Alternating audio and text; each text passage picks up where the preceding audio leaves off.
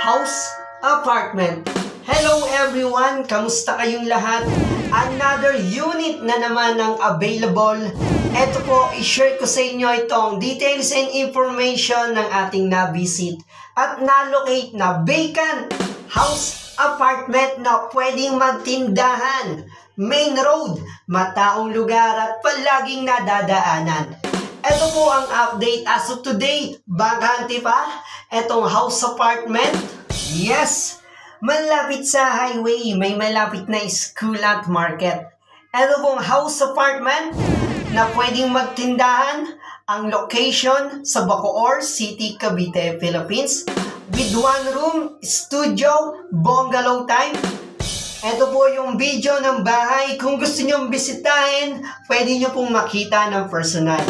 Ito po ay vacant ngayon. House apartment with one room sa Bacoor City, Cavite.